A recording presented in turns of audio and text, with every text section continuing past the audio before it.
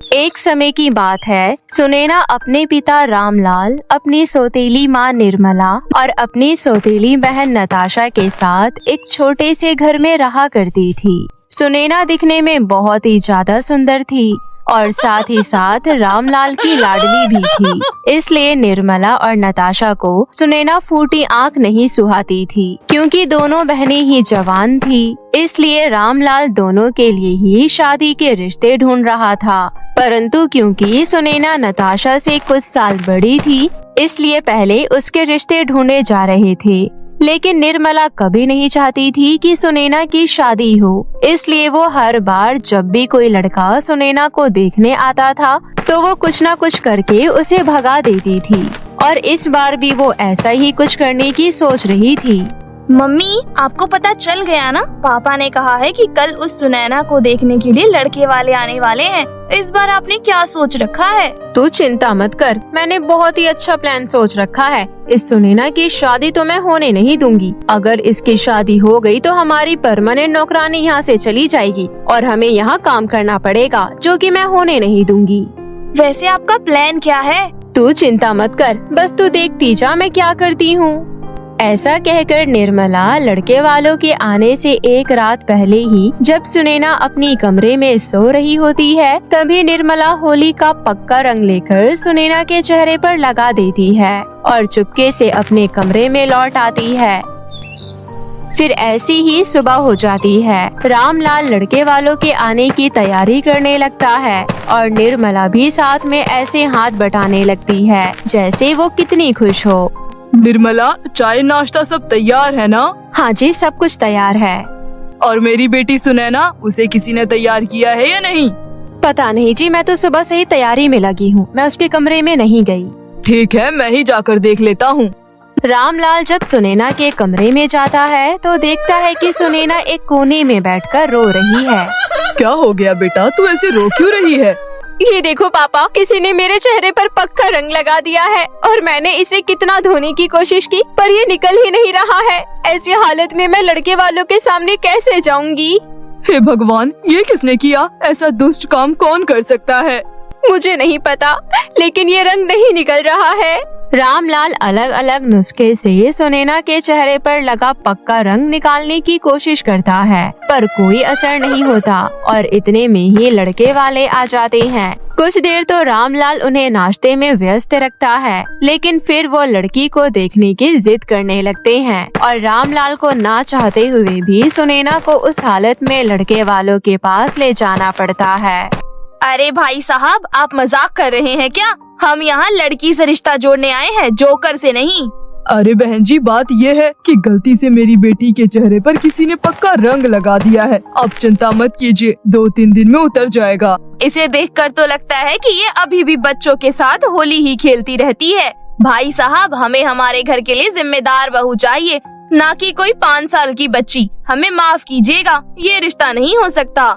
ऐसा कहकर वो लड़के वाले वहाँ से चले जाते हैं और सुनैना का ये रिश्ता भी नहीं होता। इस बात से रामलाल और सुनैना तो दुखी होते ही हैं, परंतु निर्मला और नताशा बहुत खुश होते हैं। अब कुछ दिन ऐसे ही बीत जाते हैं।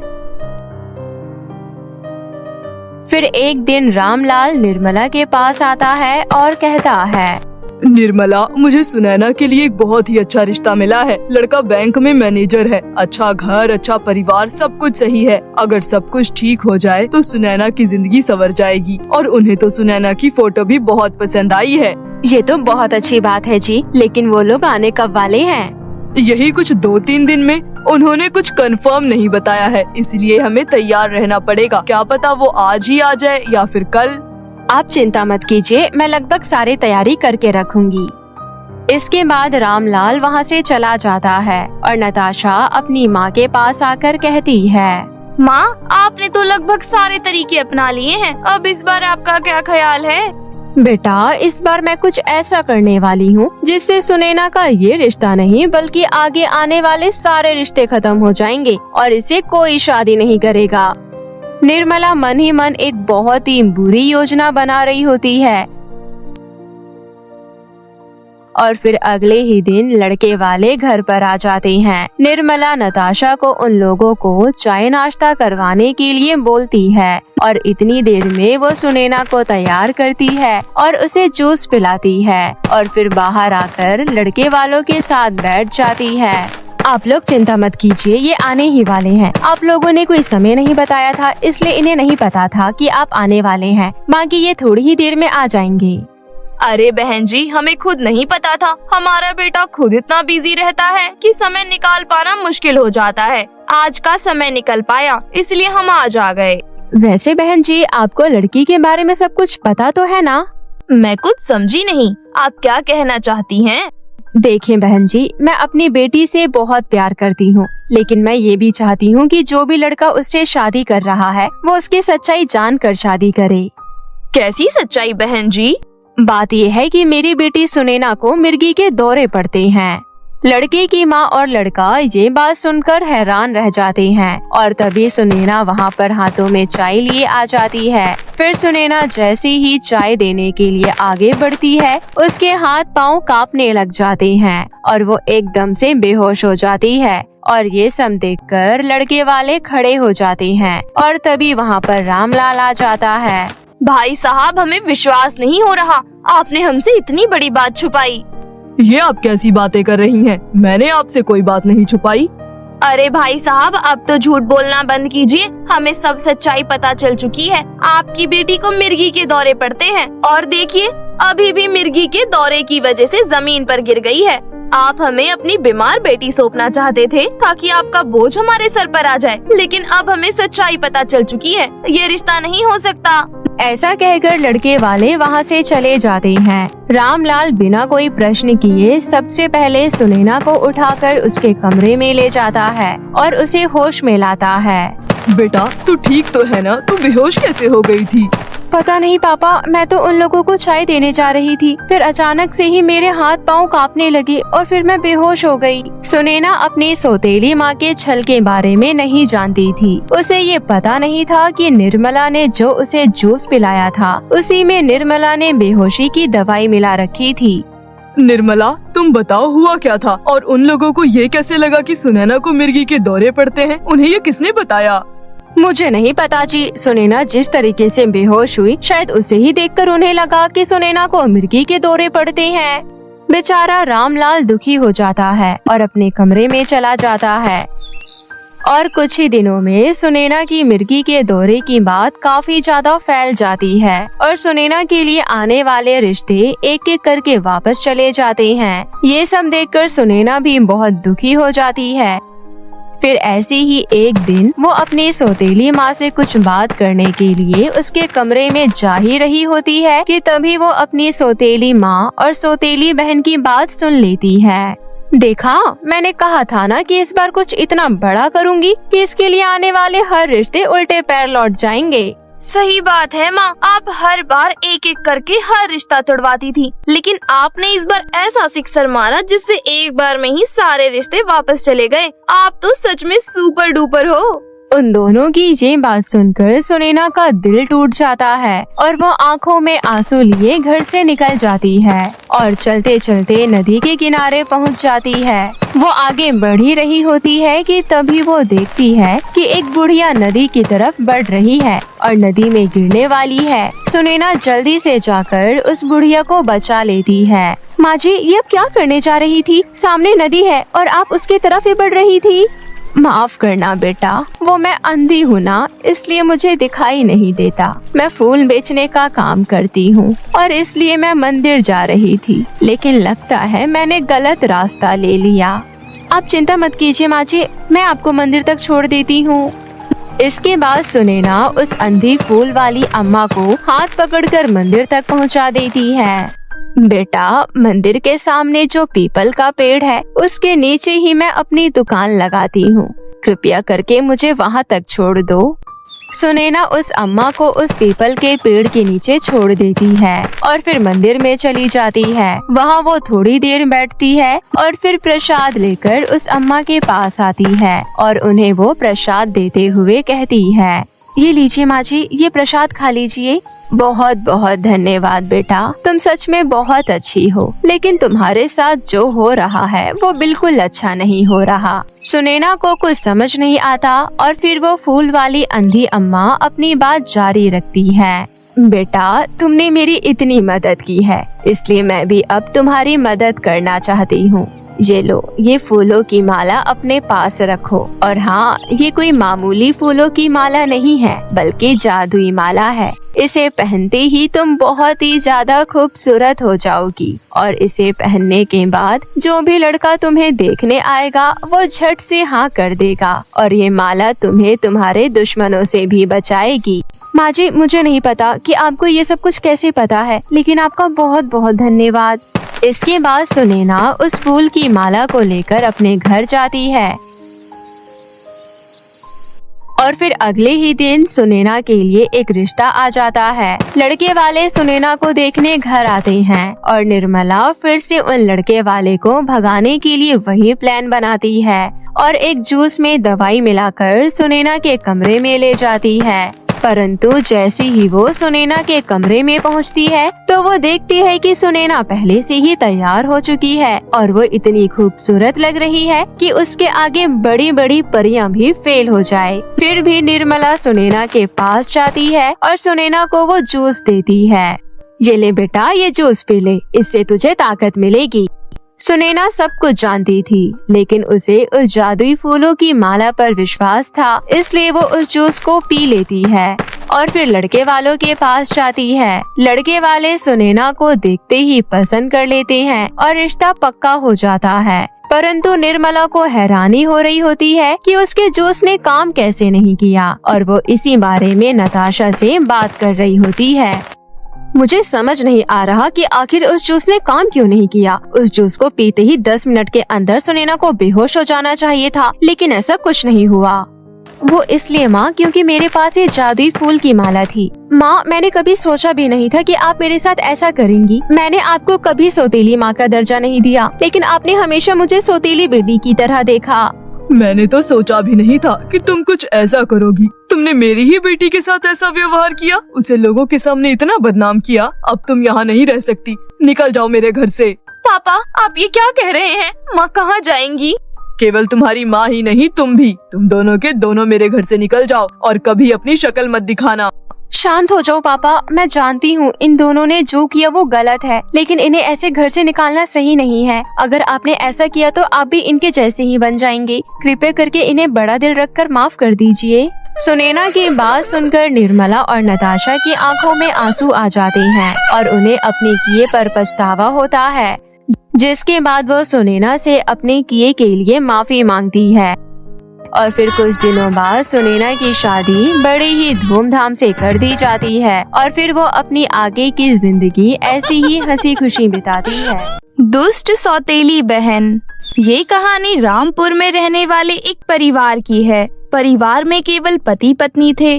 पति विनोद और पत्नी सुरेखा। सुरेखा गर्भवती थी। उसका 9वां महीना चल रहा था। एकदम से सुरेखा के पेट में दर्द होने लगा। विनोद फौरन अपनी पत्नी को लेकर हॉस्पिटल गया। थोड़ी देर बाद नर्स एक छोटी सी बच्ची को हाथ में लेकर बाहर आई और बोली, मुबारक हो विनोद जी, आपको बेटी हुई है। विनोद बहुत खुश होता है और नम आंखों से अपनी बेटी को अपने गोद में लेता है। मेरी बच्ची कितनी प्यारी है, बिल्कुल सुरेखा पर गई है। मेरी बच्ची, तुझे देखकर तेरा बाप बहुत खुश है। नर्स, मेरी पत्नी सुरेखा कैसी है? देखिए, आपकी पत्नी की हालत बिल्कुल ठीक नहीं है। उन्होंने आपको अंदर बुलाया है। विनोद अंदर जाता है, जहाँ पर सुरेखा बहुत दर्द में थी। वो अपनी अंतिम सांसें ले रही थी। वो अपने पति से कहती है, सुनो जी, मेरा जाने का वक्त आ गया है। ऊपर वाले ने मुझे माँ बनने का सुख तो दिया, लेकिन इतनी उम्र नहीं दी कि ये माँ अपनी मासूम बच्ची को दूध तक पिला सके और अपनी ममता उस पर लुटा सके। वादा करो, आप मेरी बच्ची का बहुत ख्याल रखोगे, उसे खूब पढ़ाओगे लिखाओगे। हाँ सुरेखा, मैं वादा करता हूँ, मैं तुम्हारी अंतिम इच्छा जरूर पूरी करूँगा। मेरी एक और अंतिम इच्छा है। मैं चाहती हूँ मेरी बेटी का नाम श्रद्धांजलि हो। दुनिया से जाते हुए सुरेखा के यही आखिरी लफ्ज थे। अपनी पत्नी की मौत पर विनोद फूट फूट कर रोता है और उसका अंतिम संस्कार कर देता है। अपनी बेटी की देखभाल के लिए और सुरेखा की अंतिम इच्छा पूरी करने के लिए वो वैष्णवी नाम की एक औरत से शादी कर लेता है और उससे कहता है, वैष्णवी, मैंने तुमसे शादी अपनी निजी जरूरतों के लिए नहीं की है, बल्कि इसलिए की है ताकि मेरी मासूम बच्ची को माँ का प्यार मिल सके। श्रद्धांजलि मेरी पत्नी सुरेखा की आखिरी निशानी है। सुरेखा चाहती थी कि मेरी श्रद्धांजलि खूब पढ़ाई लिखाई करे। अजी, आप चिंता मत कीजिए, सुरेखा दीदी का ये सपना जरूर पूरा होगा। श्रद्धांजलि आज से मेरी बेटी है, लाइए बच्ची को मुझे दे दीजिए। वैष्णवी अपनी झूठी बातों से विनोद को यकीन दिला देती है कि वो एक बहुत अच्छी औरत है, लेकिन जैसे ही विनोद काम पर चला जाता है वो नन्ही सी श्रद्धांजलि को जमीन पर लिटा देती है, जिसके कारण श्रद्धांजलि बहुत रोने लगती है। नन्ही सी बच्ची पर बिना तरस खाए वैष्णवी बहुत अत्याचार करती थी। श्रद्धांजलि रोती रह जाती थी, लेकिन वैष्णवी उसको दूध नहीं देती थी। एक दिन वैष्णवी गर्भवती हो जाती है और 9 महीने बाद वो भी एक बेटी को जन्म देती है। अपनी बेटी के जन्म के बाद वैष्णवी के मन में श्रद्धांजलि के लिए और भी ज्यादा सौतेलापन आ जाता है और वक्त के साथ 5 साल बीत जाते हैं। सुनिए विनोद जी, अब हमारी बेटी 5 साल की हो गई है, उसके स्कूल में एडमिशन करवा दीजिए। हाँ वैष्णवी, तुम ठीक कह रही हो। मैं कल ही श्रद्धांजलि और आरती दोनों का एक ही स्कूल में एडमिशन करवा देता हूँ। अगले दिन विनोद अपनी दोनों बेटियों का एक ही स्कूल में एडमिशन करवा देता है। उसके बाद से श्रद्धांजलि और आरती स्कूल जाने लगती हैं। श्रद्धांजलि को पढ़ना लिखना बहुत अच्छा लगता था, इसलिए वो क्लास के सारे टेस्ट में बहुत अच्छा नंबर लेकर आती थी। और वहीं दूसरी तरफ आरती का पढ़ाई लिखाई में बिल्कुल मन नहीं लगता था। हर टेस्ट में उसको 0 मार्क्स मिलते थे, इसलिए उसे स्कूल में टीचर से बहुत डांट पड़ती थी। पता नहीं मेरी सौतेली बहन हर बार टेस्ट में मुझसे ज्यादा नंबर कैसे लेकर आ जाती है। इसके पढ़ाकू होने की वजह से हर बार इसको टीचर से शाबाशी मिलती है और मुझे डांट पड़ती है। इसका तो मुझे कुछ ना कुछ करना पड़ेगा। उसके बाद टीचर सभी बच्चों को होमवर्क दे देती है। छुट्टी होने पर आरती और श्रद्धांजलि घर आ जाती हैं। दोनों को घर आता देख वैष्णवी कहती है, अरे मेरी आरती बिटिया, स्कूल से घर आ गई तुम। क्या खाना है तुम्हें, मोमोज या पिज्जा या फिर कुछ और? मम्मी, मुझे मोमोज खाना है। मोमोज का नाम सुनकर श्रद्धांजलि अपनी माँ को उम्मीद भरी नजरों से देखने लगती है और कहती है, माँ मुझे भी मोमोज खाना है। श्रद्धांजलि की मोमोज खाने की ख्वाहिश सुनकर उसकी सौतेली बहन आरती उसकी चोटी खींचते हुए कहती है, खबरदार जो आज के बाद मेरी माँ को अपनी माँ कहा तो ये तेरी माँ नहीं है, बल्कि सिर्फ और सिर्फ मेरी माँ है। अपनी माँ को तो तू पैदा होते ही खा गई। श्रद्धांजलि की आंखों में आंसू आ जाते हैं और वो वैष्णवी के पास जाकर उससे कहती है, माँ आरती झूठ कह रही है ना, क्योंकि मेरी माँ तो आप हो। तेरी बहन बिल्कुल सही कह रही है, तू जिम्मेदार है अपनी माँ की मौत की, मैं तेरी कोई सगी माँ नहीं हूँ। इस बात का श्रद्धांजलि के दिमाग पर बहुत गहरा असर पड़ता है और वो अपने आप को कमरे में बंद करके फूट फूट कर रोने लगती है और रोते रोते सो जाती है। रात को जब विनोद घर आता है तो अपनी बेटी के कमरे में आता है और उससे पूछता है, क्या हुआ बेटा, मेरी फूल सी बच्ची का चेहरा इतना मुरझाया हुआ क्यों है? पिताजी, मेरी माँ कौन थी और वो कैसे मरी? अपनी माँ के बारे में श्रद्धांजलि को पूछता हुआ देखकर विनोद समझ जाता है कि वैष्णवी द्वारा उसको सब कुछ पता चल चुका है, इसलिए वो सुरेखा के बारे में श्रद्धांजलि को सब कुछ बता देता है। जिसके बाद श्रद्धांजलि आंसू पोंछकर कहती है, पिताजी अब मैं खूब पढ़ूंगी और अपनी माँ के सपने को पूरा करूंगी। उस रात श्रद्धांजलि टेबल पर अपना स्कूल का होमवर्क कर रही थी। होमवर्क करते करते वो सो गई। तभी वहाँ पर आरती आई और उसने श्रद्धांजलि के होमवर्क पर इंक गिरा दी। बेचारी मेरी बहन, कितनी मेहनत से उसने होमवर्क किया था और मैंने उसका सारा होमवर्क खराब कर दिया। श्रद्धांजलि की सुबह जब आँख खुलती है तो अपने होमवर्क पर स्याही बिखरी हुई देखकर वो बहुत रोती है। श्रद्धांजलि को पता था ये सब आरती ने किया है, लेकिन फिर भी वो कुछ नहीं कहती और चुपचाप अपना होमवर्क दोबारा कर लेती है। इसी तरह एक दिन जब श्रद्धांजलि किताब पढ़ रही थी तो आरती ने आकर उसकी किताब छीन ली। तुमने मेरी किताब क्यों छीन ली? मुझे मेरी किताब वापस करो, मुझे पढ़ाई करनी है। नहीं दे रही मैं तुझे तेरी किताब। बता क्या कर लेगी? मुझे तेरे साथ खेलना है, इसलिए मेरे साथ बाहर चलकर खेल, वरना मैं तेरी किताब फाड़ दूंगी। नहीं नहीं, तुम ऐसा मत करना, मैं तुम्हारे साथ जरूर खेलूंगी। उसके बाद श्रद्धांजलि घर से बाहर जाकर आरती के साथ खेलने लगती है। तभी बाहर बहुत जोर की बारिश शुरू हो जाती है। बारिश के कारण कीचड़ हो जाता है। आरती श्रद्धांजलि को कीचड़ में धक्का दे देती है। आरती, ये क्या किया तुमने? तुमने मुझे कीचड़ में गिरा दिया। आखिर मैंने तुम्हारा क्या बिगाड़ा है जो तुम मेरे साथ इतना बुरा व्यवहार करती हो? तुम बहुत बुरी हो। मनहूस कहीं की, मुझसे जुबान लड़ाती है। तू रुक, अभी बताती हूँ तुझे। आरती श्रद्धांजलि का स्कूल का बस्ता और उसकी कॉपी किताब सब कीचड़ में लाकर फेंक देती है, जिस वजह से बारिश के कारण श्रद्धांजलि की सारी कॉपी किताब फट जाती है। ऊपर से उस दिन वैष्णवी और आरती मिलकर बेचारी को बहुत मारते हैं और साथ ही श्रद्धांजलि से आगे पढ़ाई करने का हक भी छीन लिया जाता है। वहीं दूसरी तरफ आरती बिंदास होकर स्कूल के बाद कॉलेज की पढ़ाई खत्म करती है।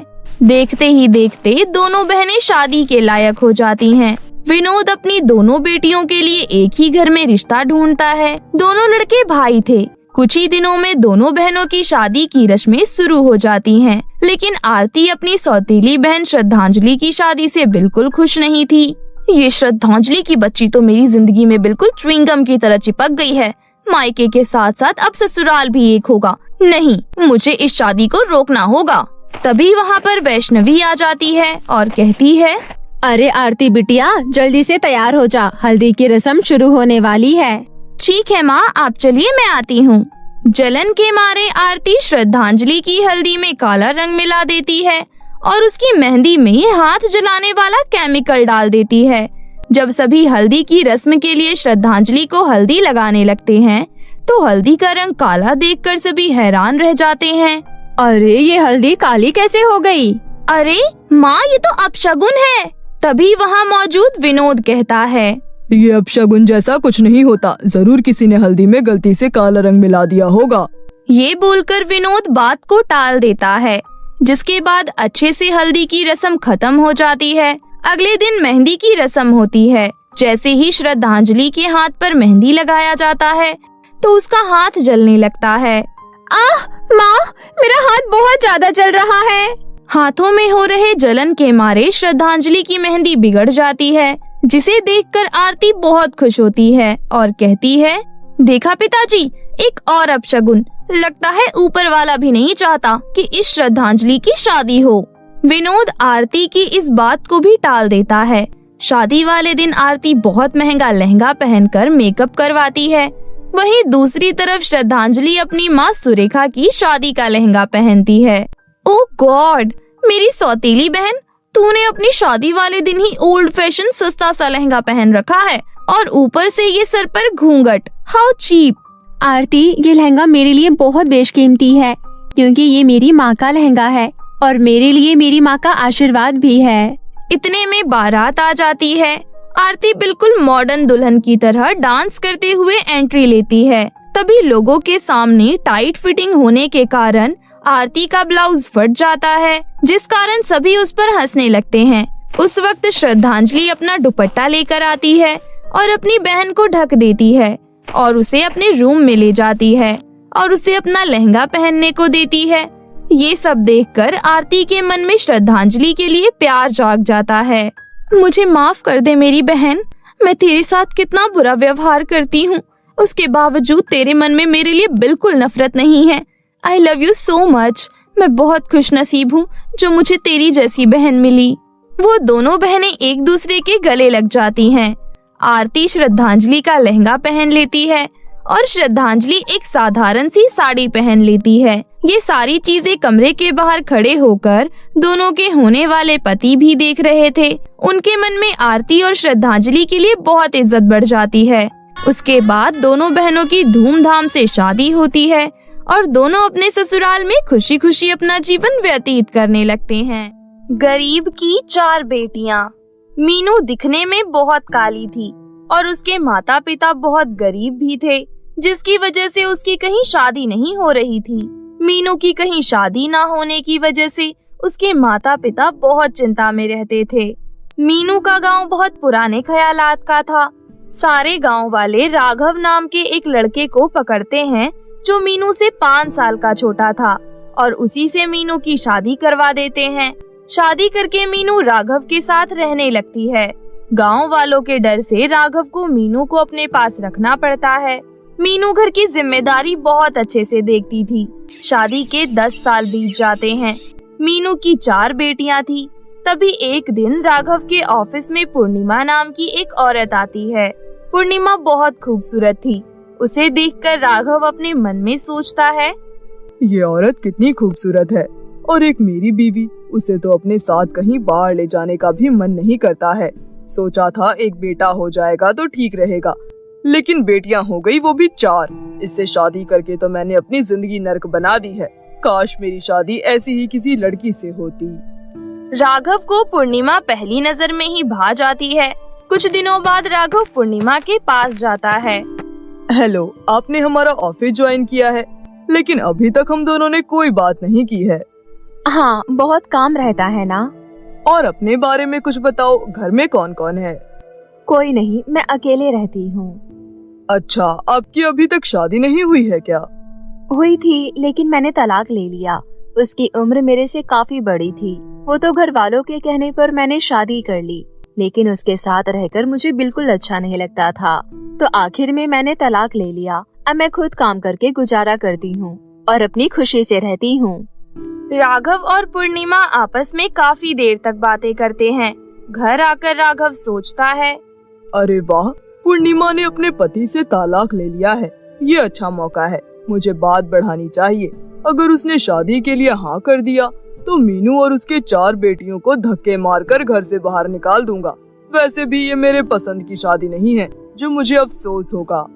कुछ दिनों बाद राघव पूर्णिमा को शादी के लिए प्रपोज कर देता है। पूर्णिमा शादी के लिए हाँ कर देती है। दोनों शादी करके घर आते हैं।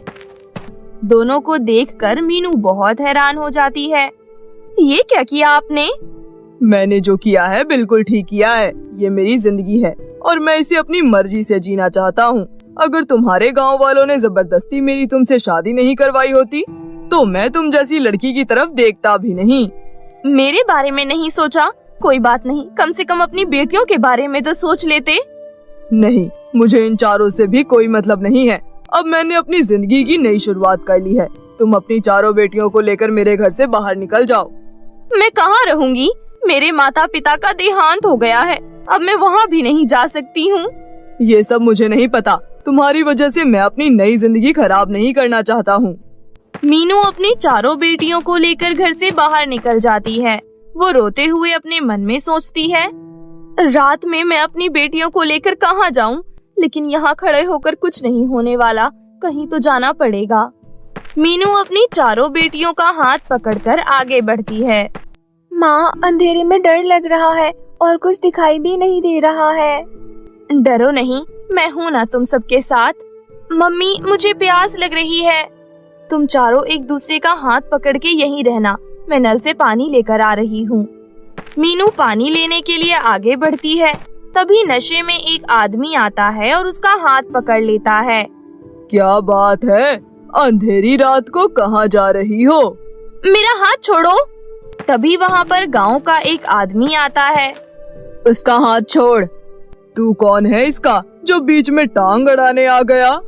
लगता है प्यार की भाषा तुझे समझ में नहीं आती है। इतना बोलकर संजय उसे मारने पीटने लगता है। वो आदमी मीनू का हाथ छोड़कर वहाँ से भाग जाता है। आपका धन्यवाद। इतनी रात में तुम अकेले कहाँ जा रही हो? मेरे साथ मेरी 4 बेटियां और हैं।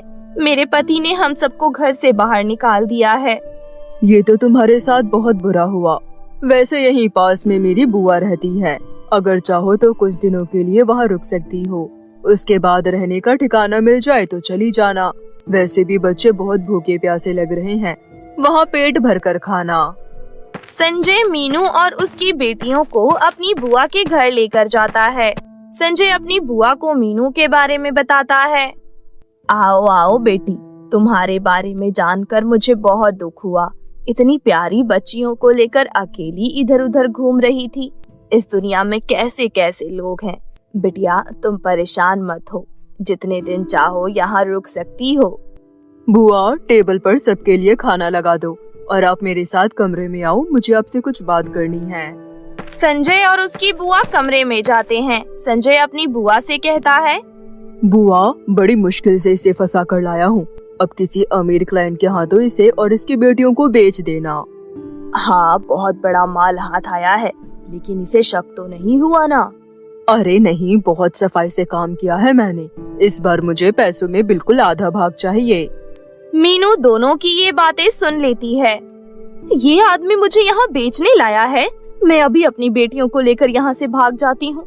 मैं अपने और अपनी बेटियों के साथ कुछ गलत नहीं होने दूंगी। मीनू अपनी बेटियों के पास जाती है। चलो, हमें यहाँ नहीं रहना। माँ, अभी तो हम आए हैं, अभी तो हमारा खाना भी खत्म नहीं हुआ है। खाना तो खाने दो। और वैसे भी अम्मा ने बोला है कि हम जितने दिन चाहे यहाँ रुक सकते हैं। फिर आप जाने के लिए क्यों बोल रही हो? ज्यादा सवाल जवाब मत करो। मैंने कहा ना, चलो, हम यहाँ नहीं रुकेंगे। दरवाजा खुला है, एक एक करके निकल जाते हैं। मीनू अपनी बेटियों को लेकर बाहर निकलती है। तभी संजय और उसकी बुआ की नजर उन पर पड़ जाती है। दोनों उन्हें पकड़ने के लिए उनके पीछे भागते हैं। हमें इनको पकड़ना होगा, वरना हमें बहुत बड़ा नुकसान हो जाएगा। दोनों को अपने पीछे भागता हुआ देख मीनू रोने लगती है। हे भगवान, मेरी मदद करो। मेरी बच्चियों, जोर जोर से भागो। चाहे कुछ भी हो जाए, हमें इन दोनों के हाथ नहीं आना है। तभी मीनू सामने एक बड़ा सा रेस्टोरेंट देखती है और वो अपनी बेटियों को लेकर रेस्टोरेंट के अंदर घुस जाती है। यहाँ बहुत सारे लोग हैं, यहाँ पर वो दोनों हमें नहीं पकड़ पाएंगे। मीनू और उसकी बेटियों को रेस्टोरेंट के अंदर घुसते हुए देख संजय बोलता है, बुआ, अब ये हमारे हाथ से निकल गई है। अगर हमने रेस्टोरेंट में जाकर इसे पकड़ा तो वहाँ के मालिक पुलिस को बुलाकर हमें जेल भिजवा देंगे।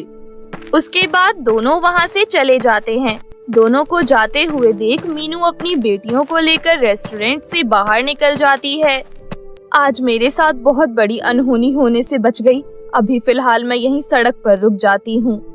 उसके बाद मीनू अपनी बेटियों को लेकर वहीं सड़क के कोने में बैठ जाती है। अगले दिन एक अमीर औरत उस रास्ते से गुजर रही थी। वो मीनू और उसकी चारों बेटियों को सड़क के कोने बैठे हुए देखती है। उसे उन पर बहुत तरस आता है। ये औरत अपनी बेटियों को लेकर सड़क पर क्यों बैठी हुई है? मुझे इससे बात करनी चाहिए। उसके बाद वो औरत मीनू के पास जाती है। तुम यहाँ पर अपनी बेटियों को लेकर क्यों बैठी हो? मेरे पति ने दूसरी शादी कर ली है और मुझे बेटियों के साथ घर से बाहर निकाल दिया है। मुझे समझ नहीं आ रहा कि मैं कहाँ रहूं और कैसे अपना गुजारा करूं। वो औरत अपने मन में सोचती है, इसके साथ तो बहुत बुरा हुआ है, मैं इसकी मदद जरूर करूंगी। उसके बाद वो औरत मीनू से कहती है, मेरा खुद का एक बड़ा सा रेस्टोरेंट है। मैं तुम्हें अपने रेस्टोरेंट में काम देती हूँ और जब तक तुम्हें किराए का घर ना मिल जाए तब तक तुम मेरे साथ मेरे घर में रहना। आपका बहुत बहुत धन्यवाद। उसके बाद वो औरत मीनू और उसकी बेटियों को अपने साथ अपने घर लेकर जाती है। वो औरत अमीर होने के साथ साथ बहुत नेक दिल भी थी। अगले दिन से मीनू उसके रेस्टोरेंट में काम करने लगती है। कुछ दिनों बाद मीनू को किराए का घर भी मिल जाता है और वो अपनी बेटियों के साथ किराए के घर में रहने लगती है और रेस्टोरेंट में काम करके गुजारा करने लगती है। वहीं दूसरी तरफ पूर्णिमा ने राघव को छोड़ दिया था। एक दिन मीनू रेस्टोरेंट से घर लौट रही होती है। तभी वो पूर्णिमा को देखती है। पूर्णिमा भी मीनू को देखती है और उसके पास आती है। तुम राघव की बीवी हो ना, जिसे मेरे आने के बाद उसने छोड़ दिया था? हाँ, लेकिन मुझे अब इस बात का कोई अफसोस नहीं है। अच्छा हुआ उसने मुझे छोड़ दिया। वैसे भी वो कभी मेरे से सही से बात तक नहीं करता था। अब मैं अपनी बेटियों के साथ अच्छे से जीवन गुजार रही हूँ। मैं इतना कमा लेती हूँ कि मेरी बेटियाँ अच्छे अच्छे स्कूल में पढ़ती हैं। बहुत अच्छी बात है ये तो। वैसे मैंने भी उस आदमी को छोड़ दिया है। अच्छा, लेकिन क्यों? बहुत अजीब था वो, हर बात पर रोक टोक करता था। मैं आजादी से रहना पसंद करती हूँ, इसलिए मैंने उसे छोड़ दिया। जब मैंने उसे तलाक दिया तो तुम्हें याद कर रहा था, लेकिन मैंने उसे बोल दिया कि उसके जैसा घटिया आदमी कभी किसी अच्छी औरत के साथ टिक ही नहीं सकता है। अच्छा, अब मैं चलती हूँ। मीनू को राघव के लिए बुरा लगता है, लेकिन उसे वो सारी बातें याद थी जो राघव ने उसके साथ किया था, इसलिए वो राघव के पास दोबारा नहीं जाती। मीनू अपनी चारों बेटियों के साथ हंसी खुशी जीवन व्यतीत कर रही थी।